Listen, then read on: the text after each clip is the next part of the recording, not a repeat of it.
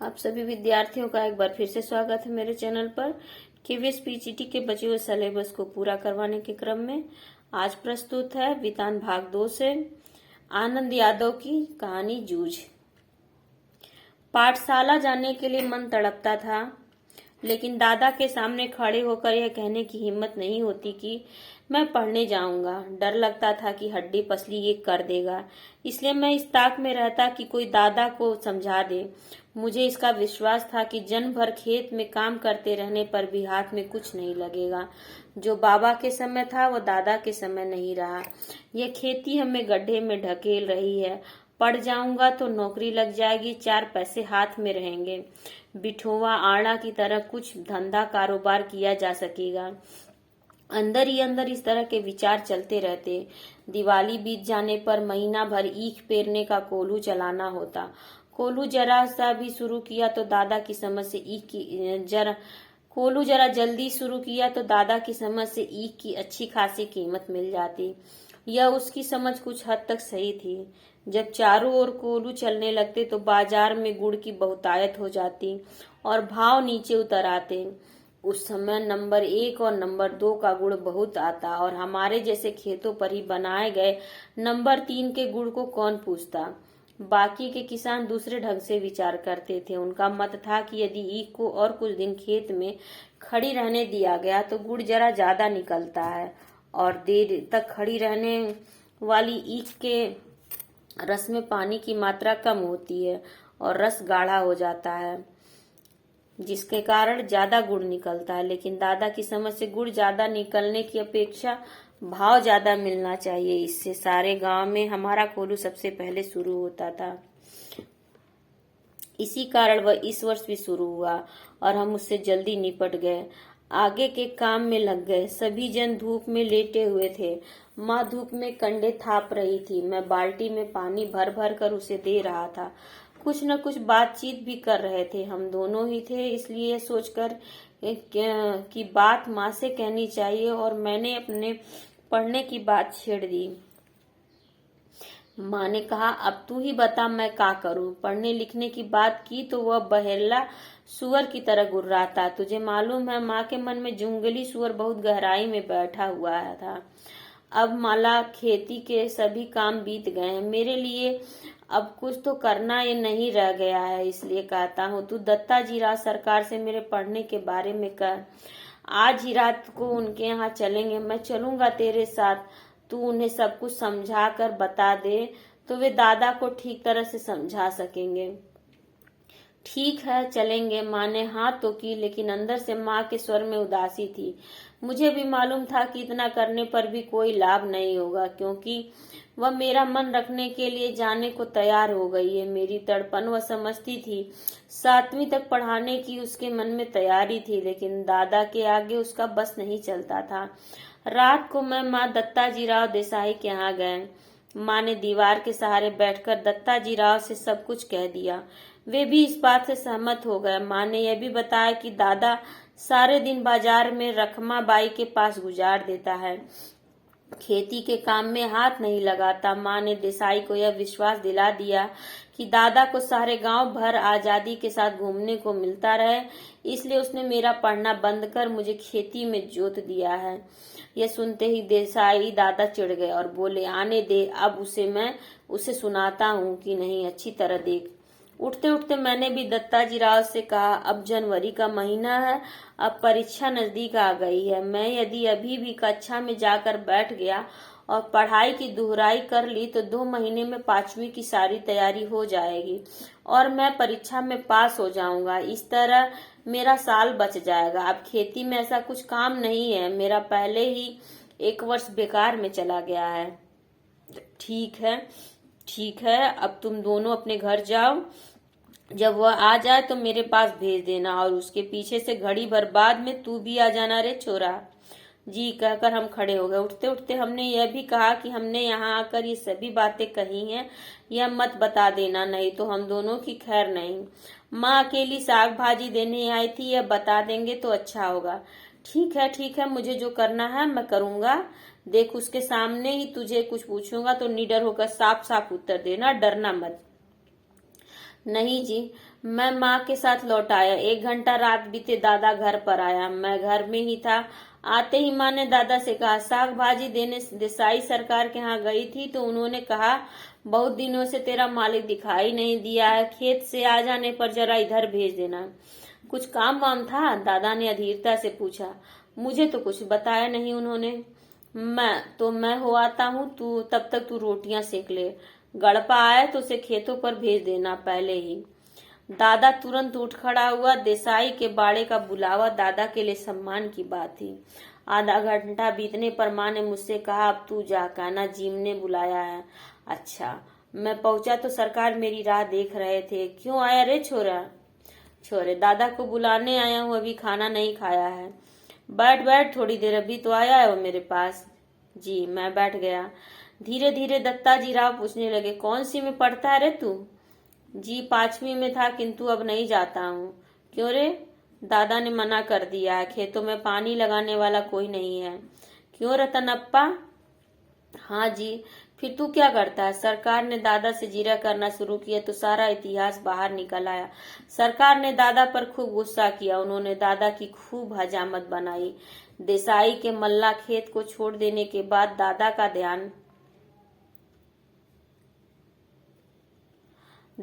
ध्यान किसी काम की तरफ नहीं रहा। मन लगाकर वह खेत में श्रम नहीं करता है, फसल में लागत नहीं लगाता और लुगाई और बच्चों को काम में जोत कर किस तरह खुद गांव भर में खुले साड़ की तरह घूमता है और अपनी मस्ती के लिए वह किस तरह छोरा के जीवन की बलि चढ़ा रहा है, ये सब उन्होंने सुनाया। दादा के हर एक तर्क को दत्ता जी राव ने काट दिया और मुझसे कहा, सवेरे से तू पाठशाला जाता रहा, कुछ भी हो पूरी फीस भर दे उस मास्टर की और मन लगाकर पढ़ाई कर और किसी भी तरह साल नहीं मारा जाए। इसका ध्यान रख। यदि इसने तुझे पढ़ने नहीं भेजा तो सीधा चला आ इधर। सुबह शाम जो हो सके वह काम कर यहाँ और पाठशाला जाते रहना, मैं पढ़ाऊंगा तुझे। इसके पास जरा ज्यादा बच्चे हो गए हैं, इसलिए तुम्हारे साथ कुत्तों की तरह बर्ताव करता है। मैंने मना कब किया है जी? इसको जरा गलत सलत आदत पड़ गई थी, इसलिए पाठशाला से निकाल कर जरा नजरों के सामने रख लिया है। कैसी आदतें? चाहे जैसी, यहाँ वहाँ कुछ भी करता है। कभी कंडे बेचता है, कभी चारा बेचता है, सिनेमा देखता है, कभी खेलने जाता है। खेती और घर के काम में इसका बिल्कुल ध्यान नहीं है। दादा ने मेरे ऊपर अचानक हल्ला बोल दिया। क्यों रे छोकरे? नहीं जी, कभी एक बार मेले में पटाख पर पैसे लगा दिए थे। दादा तो कभी भी सिनेमा के लिए पैसे नहीं देते हैं, इसलिए खेत पर गोबर बीन बीन कर माँ से कंडे थपवा लिए थे और उन्हें बेचकर ही कपड़े भी बनवाए थे। उसी समय एक बार सिनेमा भी गया था, मैंने भी झूठ सच मिलाकर ठोक दिया। अब ये सब बंद कर और सिर्फ पढ़ाई में मन लगाना। पास ही हुआ है कभी? नहीं जी, पाठशाला जाना ही बंद करा दिया, इसलिए परीक्षा में नहीं बैठा हूँ। अच्छा, अब तू घर जा और सवेरे से पाठशाला जाने लग। जी। मैं उठ खड़ा हुआ और बाहर निकलते निकलते मैंने सुना, रे बच्चे की जात है, एकाध वक्त सिनेमा चला गया तो क्या हुआ, एकाध बार खेलने में लग गया तो क्या हुआ? इस बात पर उसका पढ़ना लिखना बंद कर देना है क्या? जी, आप कहते हैं तो भेज देता हूँ कल से, देखते हैं एकाध वर्ष में कुछ सुधार हो जाए। तो दादा ने मन मार कर कहा। इस समय उसका कोई बस नहीं चला था। खाना खाते खाते दादा ने मुझसे वचन ले लिया, पाठशाला 11 बजे होती है। दिन निकलते खेत पर हाजिर हो जाना चाहिए। 11 बजे तक पानी लगाना चाहिए। खेत पर से सीधे पाठशाला पहुंचना। सवेरे आते समय ही पढ़ने का बस्ता घर से ले आना। छुट्टी होते हुए घर में बस्ता रखकर सीधे खेत पर आकर घंटा भर ढोर चराना और कभी खेतों में ज्यादा काम हुआ तो पाठशाला में गैर हाजिरी लगाना। समझे? मंजूर है का? हाँ, खेत में काम होगा तो गैर हाजिर रहना ही चाहिए। मैं ऐसे बोल रहा था मानो मुझे सारी बातें मंजूर हैं। मन आनंद से उमड़ रहा था। हाँ, इतना मंजूर हो तो पाठशाला जाना नहीं तो यह पढ़ना लिखना किस काम का? मैं सवेरे शाम खेतों पर आता रहूंगा ना।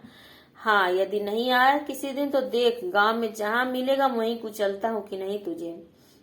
तेरे ऊपर पढ़ने का भूत सवार हुआ है, मुझे मालूम है। बालिस्टर नहीं होने वाला है तू। दादा बार बार कुरकुर कर रहा था। मैं चुपचाप गर्दन नीची करके खाने लगा था। रोते धोते पाठशाला फिर से शुरू हो गई। गर्मी, सर्दी, हवा, पानी, वर्षा, भूख प्यास, आदि का कुछ भी ख्याल न करते हुए खेती के काम की चक्की में 11 से 5 बजे तक पिसते रहने से छुटकारा मिल गया। उस चक्की की अपेक्षा मास्टर की छड़ी की मार अच्छी लगती थी, उसे मैं मजे से सहन कर लेता था। दोपहरी भर की कड़क धूप का समय पाठशाला की छाया में व्यतीत हो रहा था। गर्मी के 2 महीने आनंद में बीत गए। फिर से 5वीं में जाकर बैठने लगा। फिर से नाम लिखवाने की जरूरत नहीं पड़ी। 5वीं नापास की टिप्पणी नाम के आगे लिखी हुई थी। वह 5वीं के ही हाजिरी रजिस्टर में लिखा रह गया था। पहले दिन कक्षा में गया तो गली के 2 लड़कों को छोड़कर कोई भी पहचान का नहीं था। मेरे साथ के सभी लड़के आगे चले गए थे। मेरी अपेक्षा कम उम्र के और जिन्हें मैं कम अक्ल का समझता था, उन्हीं के साथ अब बैठना पड़ेगा। यह बात कक्षा में पहुंचने पर समझ में आई। मन खट्टा हो गया। बाहरी अपरिचित जैसा एक बेंच के एक सिरे पर कोने में जा बैठा। मास्टर कौन है इसका पता नहीं था। पुरानी किताबों और पुरानी कापियों का उस कक्षा से कोई संबंध नहीं था। फिर भी लट्ठे के बने थैले में उन्हें ले आया था। बस अड्डे पर कोई लड़का अपनी पोटली संभाले किसी के इंतजार में जैसे बैठा होता है, उसी तरह मैं अपनी पढ़ाई की पुरानी धरोहर संभाले बैठा था। क्या नाम है मेहमान? नया दिखाई देता है या गलती से इस कक्षा में आ बैठे हो? कक्षा के सबसे ज्यादा शरारती चहवाड़ के लड़के ने सामने आकर खिल्ली उड़ाने के स्वर में पूछा। मेरे ध्यान में आया मेरी पोशाक भी अजनबी सी जैसी है। बालूगढ़ी की लाल मिट्टी के रंग में मटमैली हुई धोती और गमछा पहनकर मैं अकेला ही था। देखे देखे तुम्हारा गमछा, कहते हुए उसने मेरा गमछा खींच लिया। अब गया मेरा गमछा। पूरी कक्षा में इसकी खींचातानी होगी और फट जाएगा। मन में मैं यह सोचकर रुआसा हो गया, लेकिन वैसा कुछ हुआ नहीं। उस लड़के ने उसे अपने सिर पर लपेट लिया और मास्टर की नकल करते हुए उसे उतारकर टेबल पर रखकर अपने सिर पर हाथ फेरते हुए हुश की आवाज की। इतने में मास्टर आ गया और वह गुंडा झट से अपनी जगह पर जा बैठा। मेरा गमछा टेबल पर ही रहा। पहले दिन ही इस घटना ने मेरे दिल की धड़कन बढ़ा दी और छाती में धक धक होने लगी। रणनवरे मास्टर कक्षा में आए। टेबल पर मटमैला गमछा देखकर उन्होंने पूछा, किसका है रे? मेरा है मास्टर। तू कौन है? मैं जकाते, पिछले साल फेल होकर इसी कक्षा में बैठा हूँ। गमछा ले जा पहले। उसने छड़ी से मेरा गमछा नीचे डाल दिया। मैं उसे उठाने गया तो कहा, यहाँ क्यों रखा है मूर्खों की तरह? मैंने नहीं रखा मास्टर, उस लड़के ने मेरे सिर से छीन लिया और यहाँ रख दिया है। यह चहवाड़ का बच्चा बिना बात के उठा पटक करता है। पहले मास्टर उस लड़के की ओर चले गए। कहते हुए मास्टर उस लड़के की ओर चले गए। मास्टर मैंने मेरे बारे में और भी पूछताछ की और वामन पंडित की कविता पढ़ाने लगे। बीच की छुट्टी में मेरी धोती की कांच उस लड़के ने 2 बार खींचने की कोशिश की, लेकिन मैं फिर दीवार की तरफ पीट करके जा बैठा तो पूरी छुट्टी होने से पहले उठा ही नहीं। खिलौने के लिए बनाए गए कौवा के बच्चे को खुले में रख देने पर जैसे कौवे चारों ओर से उस पर चोंच मारते हैं, वैसा ही मेरा हाल हो गया। मेरी ही पाठशाला मुझे चोंच मार मार कर घायल कर रही थी। घर जाते समय सोच रहा था कि लड़के मेरी खिल्ली उड़ाते हैं, धोती खींचते हैं, गमछा खींचते हैं, तो इस तरह कैसे निभाह होगा। नहीं जाऊंगा ऐसी पाठशाला में। इससे तो अपना खेत ही अच्छा है। चुपचाप काम करते रहो। गली के 2 ही लड़के हैं कक्षा में, वे भी मुझसे भी कमजोर हैं। वे क्या मेरी मदद करेंगे? मन उदास हो गया। 4वीं से 5वीं तक पाठशाला अपनी लगती थी, लेकिन अब वह एकदम पराई पराई जैसी लगने लगी। वहां कोई नहीं है। सवेरे हो जाने पर मैं उमंग में था, फिर भी पाठशाला चला गया। माँ के पीछे पड़कर एक नई टोपी और 2 नाड़ी वाली चड्डी मैलखाऊ रंग की 8 दिन में मंगवा ली। चड्डी पहनकर पाठशाला में और धोती पहनकर खेत पर जाना शुरू हुआ। धीरे धीरे लड़कों से परिचय बढ़ गया। मंत्री नामक मास्टर कक्षा अध्यापक के रूप में बीच में आए। वे प्राय छड़ी का उपयोग नहीं करते थे। हाथ से गर्दन पकड़कर पीठ पर घूसा लगाते थे। पीठ पर एक जोर का बैठते ही लड़का हुक भरने लगता। लड़कों के मन में उनकी दहशत बैठी हुई थी। इसके कारण उधम करने वाले लड़कों को प्राय मौका नहीं मिलता था। पढ़ने वाले लड़कों को शाबाशी मिलने लगी। मंत्री मास्टर गणित पढ़ाते थे। एक आध सवाल गलत हो जाता तो उसे वे अपने पास बुलाकर समझा देते। एकाध लड़के की कोई मूर्खता दिखाई दी तो वे उसे वहीं ठोक देते। इसलिए सभी का पसीना छूटने लगता। सभी लड़के घर से पढ़ाई करके आने लगे। वसंत पाटिल नाम का एक लड़का शरीर से दुबला पतला किंतु बड़ा होशियार था। उसके सवाल हमेशा सही निकलते थे। स्वभाव से शांत, हमेशा पढ़ने में लगा रहता। घर से पूरी तैयारी करके आता होगा। दूसरों के सवालों की जांच करता था। मास्टर ने उसे कक्षा मॉनिटर बना दिया था। हमेशा पहली बेंच पर बैठता, बिल्कुल मास्टर के पास। कक्षा में उसका सम्मान था। मुझे यह लड़का मेरी अपेक्षा छोटा लगता था। मैं उससे पहले ही 5वीं में पहुंच गया था। गलती से पिछड़ गया हूं मैं, इसलिए मास्टर को कक्षा की मॉनिटरी मेरे हाथ में सौंपनी चाहिए, मुझे ऐसा लगने लगा। दूसरी ओर यह भी लगता था कि मुझे 2 महीने में 5वीं की पूरी तैयारी करके अच्छी तरह पास होना। कक्षा में दंगा करना और पढ़ाई की उपेक्षा करना मेरे लिए मुनासिब नहीं। हम तो इस कक्षा में ऊपर ही हैं, यह नहीं भूलना चाहिए। इन सब बातों के कारण मेरा सारा ध्यान पढ़ाई की ओर ही रहा और वसंत पाटिल की तरह ही पढ़ाई का काम करने लगा। मैंने अपनी किताबों पर अखबारी कागज के कवर चढ़ा दिए। अपना बस्ता व्यवस्थित रखने लगा। हमेशा कुछ न कुछ पढ़ने बैठता था। उसने यदि कक्षा में कोई शाबाशी का काम किया तो मैं भी दूसरे दिन वैसा ही कुछ करने लगा। मन की एकाग्रता के कारण गणित झटपट समझ में आने लगा और सवाल सही होने लगे। कभी कभी वसंत पाटिल के साथ साथ एक तरफ से वह तो दूसरी तरफ से मैं लड़कों के सवाल जांचने लगा। इसके कारण मेरी और वसंत की दोस्ती जम गई। एक दूसरे की सहायता से कक्षा में हम अनेक काम करने लगे। मास्टर मुझे आनंदा कहकर बुलाने लगे। मुझे पहली बार किसी ने आनंदा कहकर पुकारा। माँ कभी आनंदा कहती, परंतु बहुत कम। मास्टरों के इस अपनेपन के व्यवहार के कारण और वसंत की दोस्ती के कारण पाठशाला में मेरा विश्वास बढ़ने लगा। सौंदलगेकर मास्टर मराठी पढ़ाने आते थे। पढ़ाते समय वे स्वयं रम जाते थे। विशेषतः वे कविता बहुत ही अच्छे ढंग से पढ़ाते थे। सुरीला गला, छंद की बढ़िया चाल और उनके साथ ही रसिकता थी उनके पास। पुरानी नई मराठी कविताओं के साथ साथ उन्हें अनेक अंग्रेजी कविताएं कंठस्थ थी। अनेक छंदों की लय, गति, ताल उन्हें अच्छी तरह आते थे। पहले वे एक आध कविता गाकर सुनाते थे, फिर बैठे बैठे अभिनय के साथ कविता का भाव ग्रहण कराते। उसी भाव की किसी अन्य कवि की कविता भी सुना कर दिखाते। बीच में कवि यशवंत बोरकर भी भारतांबे, गिरीश, केशव कुमार आदि के साथ अपनी मुलाकात के संस्मरण सुनाते। वे स्वयं भी कविता करते थे। याद आ गई तो अपनी भी एकाध सुना देते थे। यह सब सुनते हुए, अनुभव करते हुए मुझे अपना भान ही नहीं रहता था। मैं अपनी आंखों और कानों में प्राणों की सारी शक्ति लगाकर दम रोक कर मास्टर के हाव भाव, ध्वनि, गति, चाल और रस पीता रहता। सुबह शाम खेत पर पानी लगाते हुए या ढोर चराते हुए अकेले में खुले गले से वे सारी कविताएं मास्टर के ही हाव भाव, यति गति, आरोह अवरोह के अनुसार ही गाता। उन कविताओं के अर्थों से खेलता हुआ मैं आगे पीछे आता जाता था। मास्टर जिस प्रकार बैठे बैठे अभिनय करते, मैं पानी लगाते लगाते वैसा अभिनय करता था। क्यारियां पानी से कब भर गईं, इसका भान भी नहीं रहता था। मास्टर की चाल पर दूसरी कविता भी पढ़ी जा सकती है, इसका पता भी मुझे उसी समय चला। इन कविताओं के साथ खेलते हुए मुझे 2 बड़ी शक्तियां प्राप्त हुई। पहले ढोर चराते हुए, पानी लगाते हुए, दूसरे काम करते हुए अकेलापन बहुत खटकता था। किसी के साथ बोलते हुए, गपशप करते हुए, हंसी मजाक करते हुए काम करना अच्छा लगता था।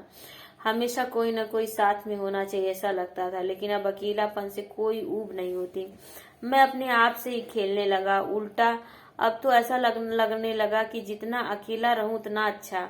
इस कारण कविता ऊंची आवाज में गाई जा सकेगी, किसी भी तरह का अभिनय किया जा सकेगा। कविता गाते गाते थुई थुई करके नाचा जा सकता था। मैं सचमुच ही नाचने लगता था। मैंने अनेक कविताओं को अपनी खुद की चाल में गाना शुरू किया। आनंद काड़ेकर की कविता, जिसकी पहली पंक्ति इस प्रकार है: चांद रात पसरीते पांढरी गया धरड़ी वरी, को मैंने मास्टर की चाल की से अलग अपनी चाल में बिठाकर गाई।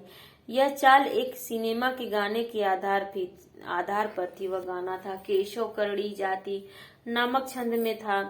उस कविता को मैं मास्टर की अपेक्षा ज्यादा अभिनय के साथ गाता था। चेहरे पर कविता के भाव पैदा करने का प्रयत्न करता था। मास्टर को मेरा प्रयत्न इतना अच्छा लगा कि उन्होंने 6ठी 7वीं कक्षा के सभी लड़कों के सामने मुझे बुलाकर गवाया। पाठशाला के एक समारोह में भी उसे गवाया। इसके कारण मुझे लगा कि मेरे कुछ नए पंख निकल आए हैं।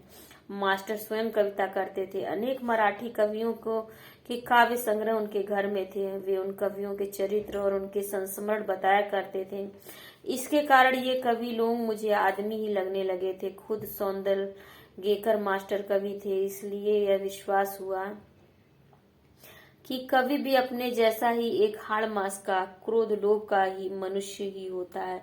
मुझे भी लगा मैं भी कविता कर सकता हूँ। मास्टर के दरवाजे पर छाई हुई मालती के बेल पर मास्टर ने एक कविता लिखी थी। वह कविता और लता मैंने दोनों ही देखी थी। इसके कारण मुझे लगता था कि अपने आसपास, अपने गांव में, अपने खेतों में कितना ही ऐसे दृश्य हैं जिन पर मैं कविता बना सकता हूँ। यह सब कुछ अनजाने में ही होता रहता था। भैंस चराते चराते मैं फसलों पर, जंगली फूलों पर तुकबंदी करने लगा। उन्हें जोर से गुनगुनाता भी था और मास्टर को दिखाने भी लगा। कविता लिखने के लिए खीसा में कागज और पेंसिल रखने लगा। कभी वह न होते तो लकड़ी के छोटे टुकड़े से भैंस की पीठ पर रेखा खींचकर लिखता था या पत्थर की शिला पर कंकड़ से लिख लेता था। जब कंठस्थ हो जाती तो पोंछ देता। किसी रविवार के दिन एकाध कविता बन जाती तो सोमवार के दिन मास्टर को दिखाता। बहुत बार सवेरा होने तक धीरज छूट जाता और मैं रात को ही मास्टर के घर जाकर कविता दिखाता। वे उसे देखते और शाबाशी देते और फिर कभी कभी तो कविता के शास्त्र पर एक पूरी महफिल हो जाती। बोलते बोलते मास्टर बताते कवि की भाषा कैसी होनी चाहिए, संस्कृत भाषा का उपयोग कवि के लिए किस तरह होता है, छंद की जाति कैसे पहचाने, उसका लय क्रम कैसे देखे, अलंकारों में सूक्ष्म बातें कैसे होती है, अलंकारों का भी एक शास्त्र होता है, कवि को शुद्ध लेखन करना क्यों जरूरी होता है, शुद्ध लेखन के नियम क्या है, आदि अनेक विषयों पर वे सहज बातें बताते रहते।